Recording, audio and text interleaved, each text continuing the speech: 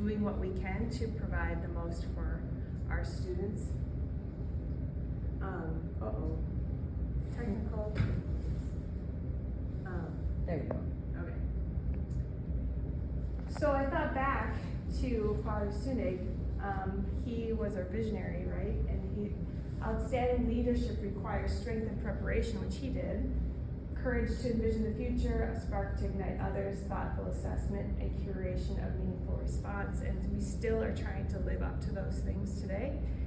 I love the fact that he let the children walk on the campus before they laid the sidewalk, because he let the children decide where the sidewalk should be laid. And still today, I think we need to have structures in place to ensure that our kids are successful and have a pathway towards success.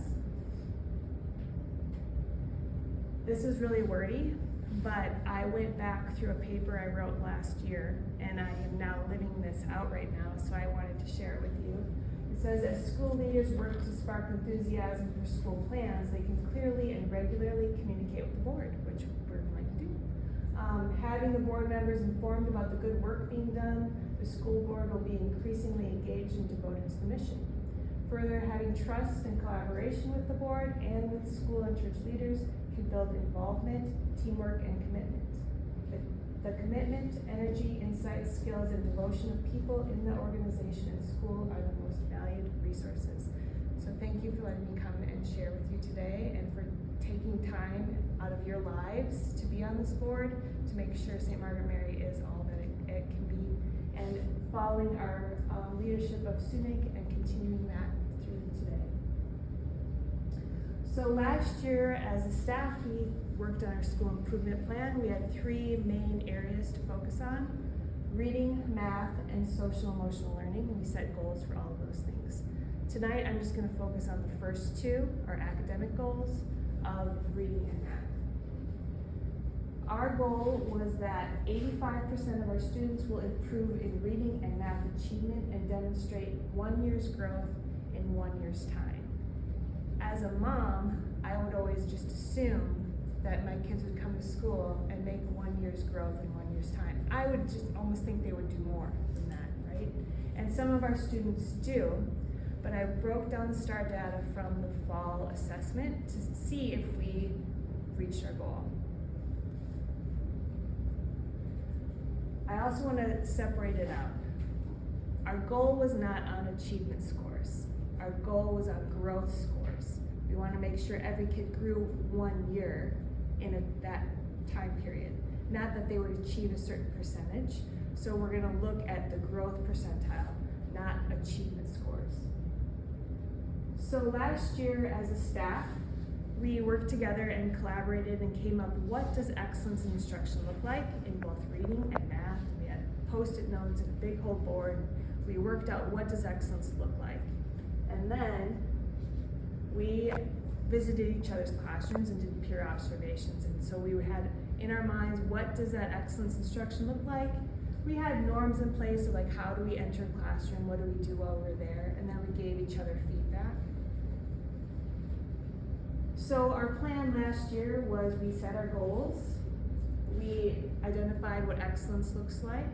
We did our observations.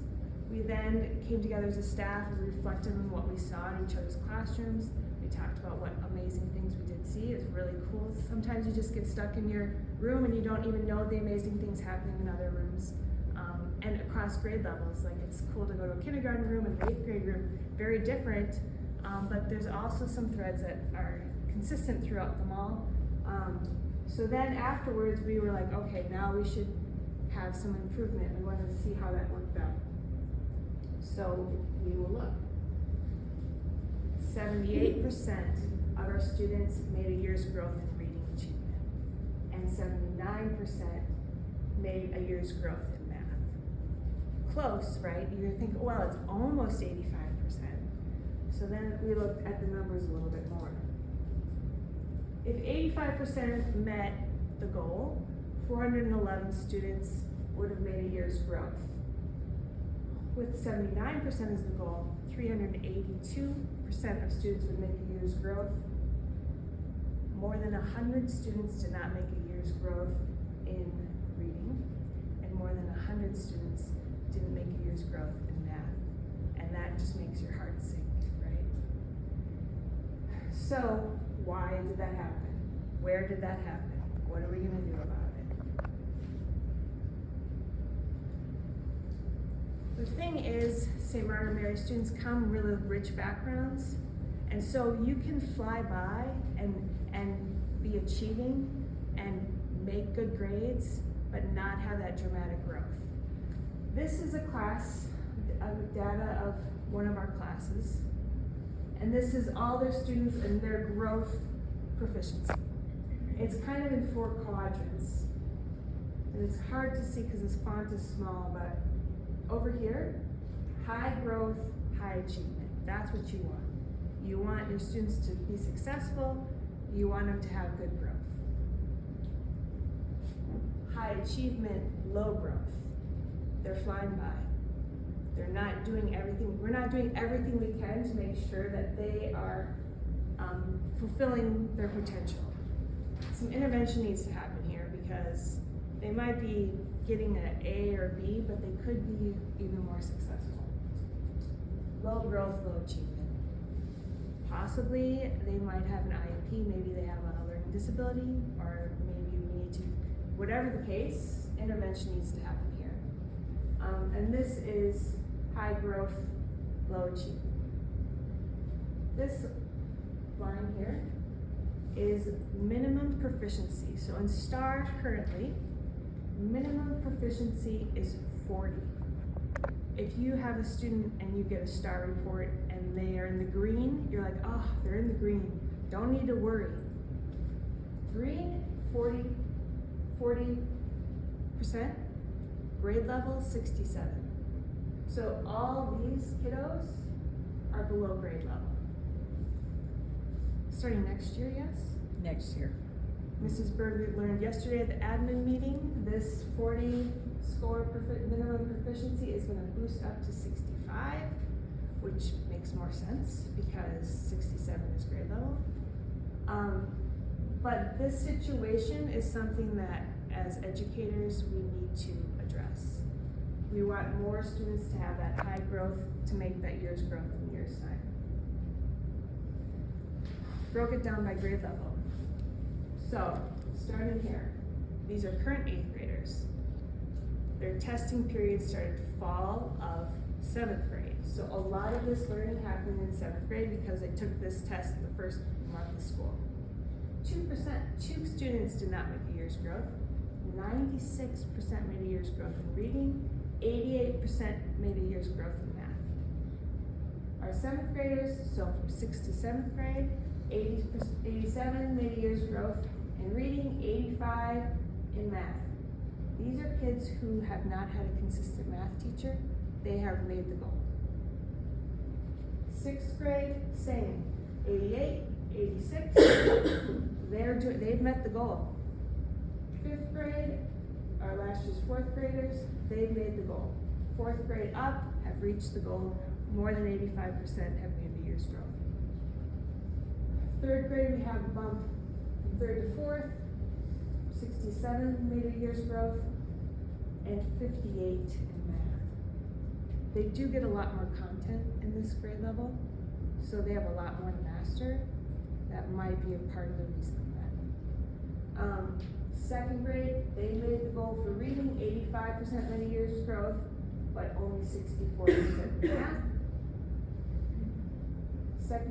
1st grade to 2nd grade, 71% in reading, and 1st grade, only 40% made a year's growth from kindergarten. They were not tested in STAR in math because the STAR test, you have to be a probable reader to take the math assessment, and you have to be a probable reader to, however, some of our K and 1 students are probable readers, but they weren't assessed. Some of the teachers mentioned they tried it a few years ago. They thought the kids were overwhelmed, but students across Archdiocese that are probable readers in kindergarten and 1st do take the STAR math. So moving forward, if they're a probable reader, they will take the STAR test. Mrs. Ruth, So the numbers get a lot better as the kids get older, right? Do you think that is that seems like it's good. Do you think that's normal? Like if you went and did this at other schools, No. it's not. You wouldn't see those lower numbers in the older grades. No, Okay. it's nationally normed test. I looked at performance achievement scores, and still there's more effort that could be done to support our younger students. And so we have to make some decisions and choices about what we need to do to boost those scores. Yeah. Didn't we just change the curriculum for math? Right, so that's one Yeah. thing that is gonna impact future scores. We have 3rd through 8th grade adopted a new curriculum that's very rigorous. You've probably heard about it in your homes. But it is so I currently am able to push into a lot of classes. I push into 3rd grade, I'm in 4th grade, I'm in 7th grade, I'm in 8th grade, I'm in 6th grade, to math classes, and the amount of vocabulary, math terminology, has skyrocketed in the classroom. And it's cool to be in a 3rd grade where today I was in a 3rd grade classroom, they were doing algebra, and then you go to the 8th grade, they're doing algebra, and to see, I think like our current middle grades are gonna benefit from all the years where like 8th graders are jumping in and they are giving it a go, but the 3rd and up are gonna have a wealth of knowledge that they'll have that these current higher grades don't have. K1 and 2 opted not to adopt the new math curriculum, but that might be something we'll have to reevaluate.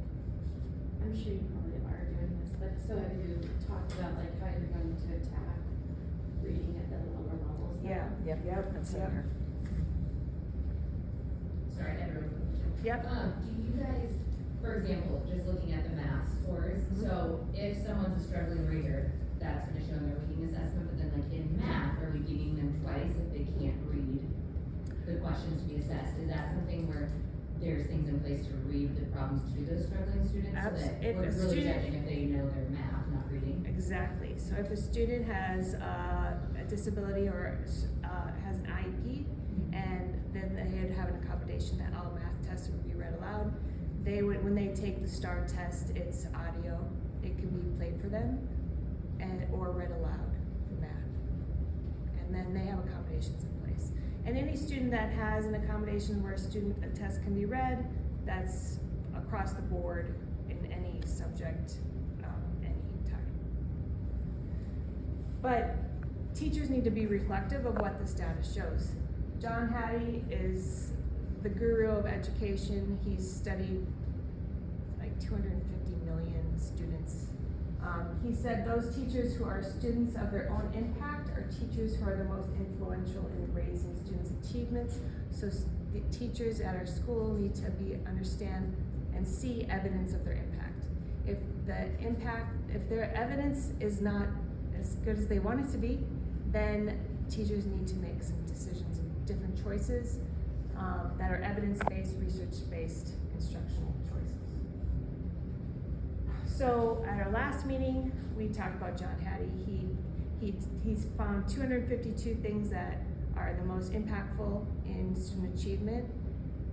Like small class size, that really doesn't impact student achievement as much as you think. It's this blue zone that you really want to be in.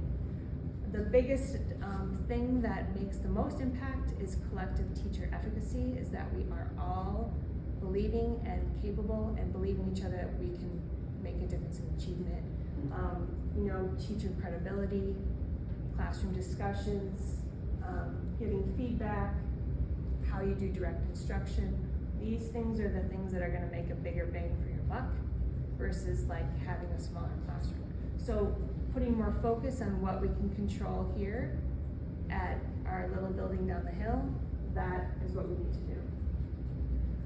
So we have some action steps, progress monitoring, and data-based decisions. We don't need to wait a year to see if we're gonna make a year's growth in a year's time. We can continually evaluate and assess students' achievement to ensure that we're doing all that we can so that they do. we need to have more data. That K-2 team, they didn't have much data. Having professional development, increasing their rigor and accountability, and building that teacher efficacy and student growth. So this is some steps we're gonna do for the progress monitoring part. So like I talked about before, we're gonna do more STAR assessments. If they're a probable reader, they're gonna do the STAR assessments in reading and math and K and 1. There is something called CBM, which is a curricular-based measure. It's a 1-minute assessment. STAR has them that we have not used before. It's a quick thing, like whether it's number sense, number facts, phonics skills, having teachers go through with each student, make sure, oh, they've got it, they've got it, they've got it. And then you're like, okay, we don't need to worry that students mastered that skill, and then they can do more targeted instruction to the kiddos who haven't mastered it to ensure that they are doing the growth that they need to do. A new thing we started also is IXL has this new program this year. It's called Level Up Benchmark. Our K-8 students all have completed it in the last 2 weeks. So what it does is all the students did an assessment. It was like a 40-minute situation, and it assessed everything that student concepts they knew in math.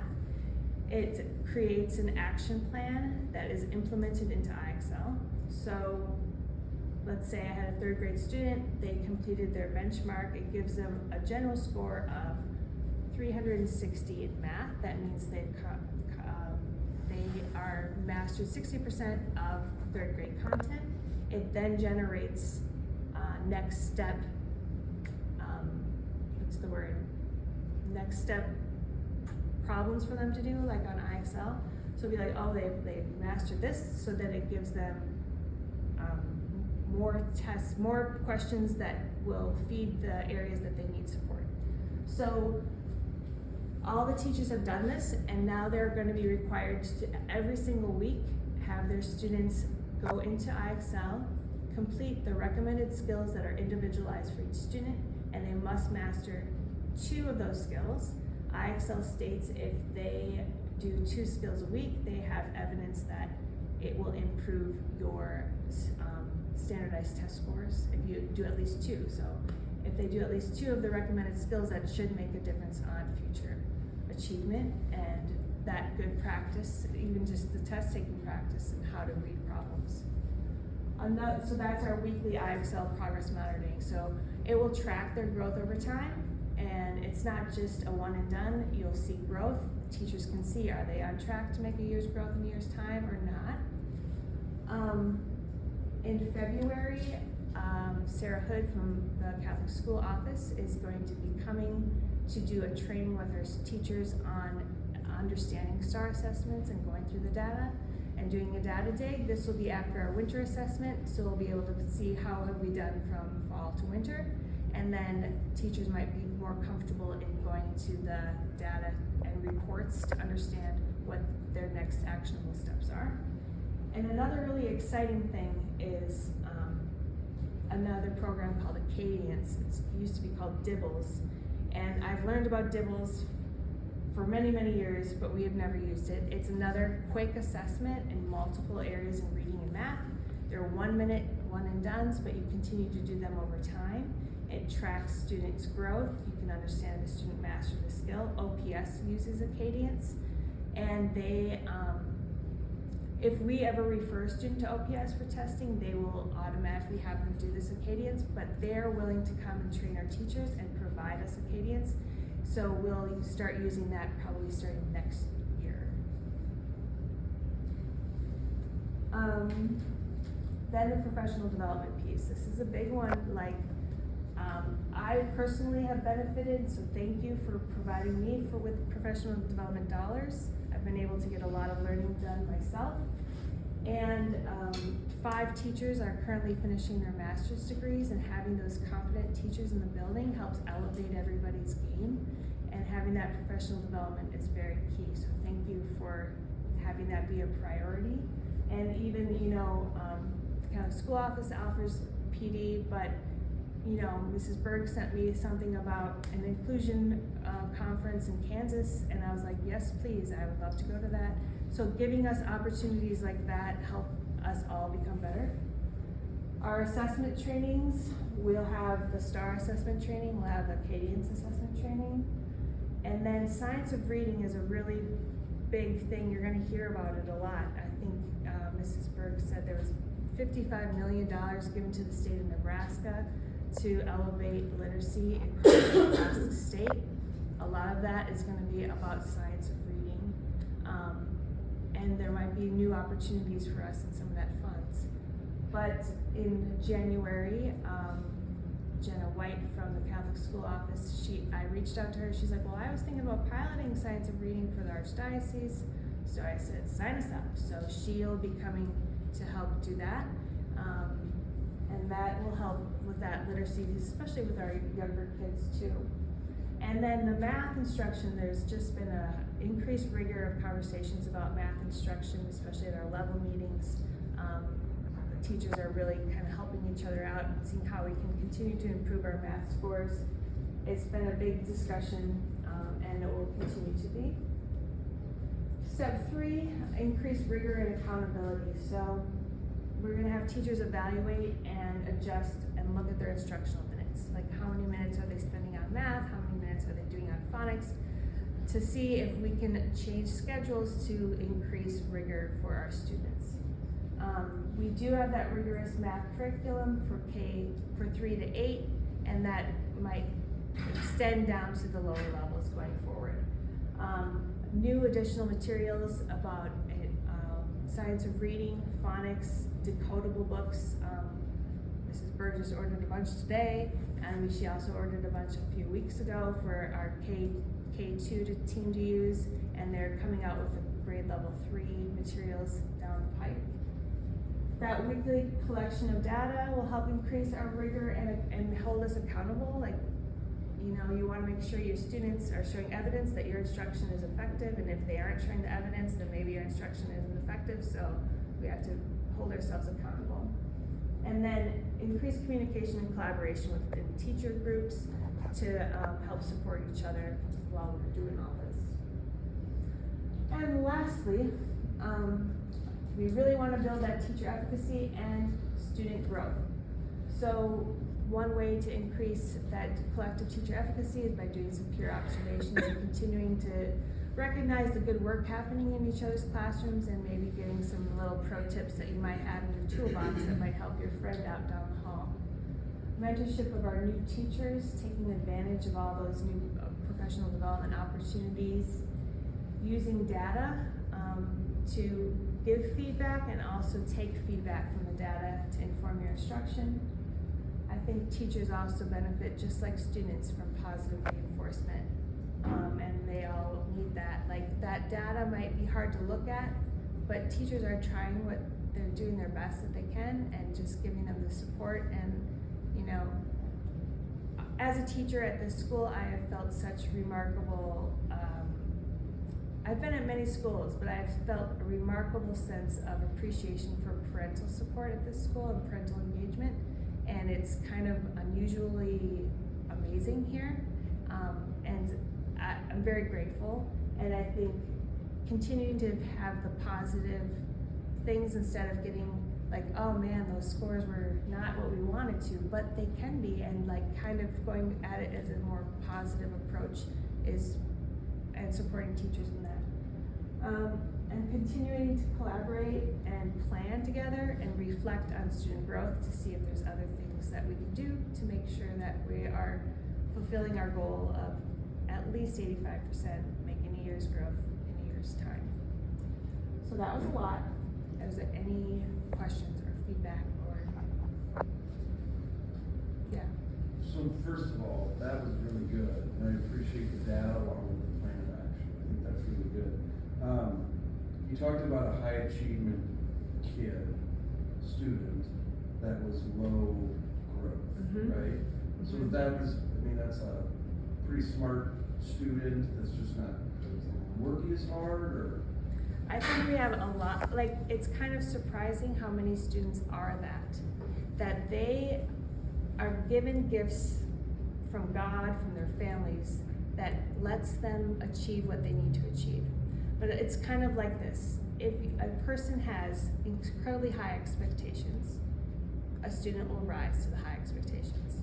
If you have mid-level expectations, the student will rise to the mid-level expectations. You know what I'm saying?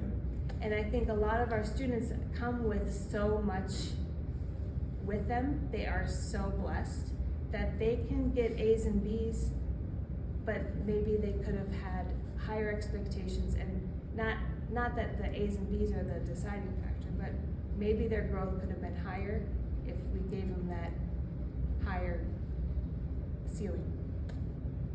Hello? Sounds like this was a collaborative effort with the teachers here. I applaud you for doing this deep dive of the data. That's fantastic. My question is, how have the teachers received this? I mean, have they embraced this? I mean, some of the numbers are kind of alarming. 100 kids at our school did not advance the grade level. I mean, that's, are teachers embracing the challenge, or do they see it as we're all in this together and we have to move this forward, or? That's a very good question. And I think everybody came to the conversation from their own places, right? And before I even showed the numbers, I was like, just give yourself grace. And some of this isn't always easy to see, and that's okay. But we're all in this together. But, you know, it's their passion, it's what they do, it's what they spend all of their energy doing. So if you don't see the growth you want, that's very difficult. Some teachers were like, okay, what can we do? How can we work this together? Some teachers might need a little more time to process that. A lot of times, you know, when you get bad news, your first reaction is to get, like, self-protect, right? So I think there's a little bit of that, like, I'm doing all I can, I've just gotta put a little bit of space. But I think over time, as the conversations continue, as they see how other teachers are working together to problem solve, I was like, I think Paul Maudlin worked out this crazy, Paul Maudlin worked out if you do 40 more minutes of math a week, you will have a month or 2 months more math instruction a year. I'm so impressed with their definitely not detention that they Yes. have on Mondays. My kid wants to stay and they do extra math. They do, 5th grade does definitely not detention math Mondays, and they also do on Thursdays, they do a math lab where they're doing hands-on with manipulatives. It's not part of their math block, but like that other opportunities to do math is gonna increase achievement. And as part of that collaboration, they brought that to their grade level team. So now that the grade level team, they were like, okay, well maybe I could do more math hour during, instead of doing this, I could put math in that time. So like looking at your instructional minutes, what are you doing with them? And how could you get more bang for your buck while you have students in your classroom? Do you guys feel like, or just from a teacher perspective too, like to help those kids around, do you guys feel like you have enough supports and bodies and ideas like that to get them to that point? So it's like that, there's a lot of kids in those classrooms and sometimes one teacher can't do it. I know you push in, you're fine, and he loves it. Just like that, making sure that all those kids do have that. Do we feel like, you know, are you guys supporting enough in that? Well, you know, it's kind of amazing when you, well, think about like the junior high scores. Junior high kids typically disengage, right? Like, but those junior high kids, they rose to the occasion. The education, the instruction is there. And it doesn't necessarily take more bodies in the classroom to make a growth-filled lesson. If you have a teacher in the room that is capable, has the background, has the professional development, has the confidence, it should work. Smaller class sizes, that is not the most effective thing that makes higher achievement. It's having capable, confident educators that make more of a difference, that have a relationship, a positive relationship with students. So I think more of that will lead to more growth. You mentioned that the first grade kindergarten opted out of something. Is that, I mean, It was a challenging situation where we had all these math materials to determine. We had time to look them over and decide which program we wanted to go with. And a great group of the teachers felt confident about moving forward with HMH and the rigor and the critical thinking. I think maybe the K2 team felt it might not have been appropriate for their grade level. But after looking at the data, it makes you kind of pause and think, well, maybe we should raise the ceiling and create more rigor instead of doing maybe what we're more used to doing. They wanted to see, the current program, Sadlier, was gonna Oh, that's update. right. And we didn't have that update, it was being developed. And so we kind of came to a compromise that for the next year, we'll stay with Sadlier with K1 and 2. But in the meantime, what we're finding is there's a huge shift in third grade. The third grade teachers have taken the brunt of this. You know, what is this language? What is this way of doing? My kids are having to learn math, and you know, as we look at it as a team, we're going, it would be a lot easier if everyone had that language kindergarten first. Second, we didn't know it was gonna react that way until we started with the 3rd through 8th. And then I do believe Sadlier is updated, but we haven't had a chance to look at it. But I would say teaching the math, it's far more rigorous, HMH is. Has the decision been made then to go for the K1 and 2 then to adopt the new curriculum? Not yet, but we can make that decision in the spring, yeah. So. Sounds like that's kind of where it's going. I'm all for it. I mean, I can say, I wanted to speak to a question you guys had. Typically, nationally, junior high students drop. They disengage because they have a lot on their mind and hormones take over their brains and all kinds of things. But our kids rose up, and we know that we're giving them rigorous attention. We don't waste time in our classroom. We are on point. So we know there are things that we can do as a school that are effective. And I know I personally have taken heat for the math situation and the fact that I've been in the math classroom, but that's one of the reasons why those scores are there. We did not have a revolving door of subs because I refuse to allow that to happen in something as important as math. And it has impacted the school because, you know, they've lost, you know, our administrative time, but you can see it's definitely the right choice. It is what we needed to do. It was right for the kids. Yes, absolutely. And they know I'm in those 7th and 8th grade Yeah. classes, and I had to go way back in those files to remember how to do some of those. Yes. But they are on it, so, Yeah. well, thank you for listening, appreciate it. Yeah. I didn't ask, I just wanted, so the new IXL math thing, I'm really excited about that, but I'm just hearing about it now. Is that something that, like, they're gonna roll out to all parents or something about, or? Well, they had something called diagnostic in the back end of IXL. Sure. So we had used that.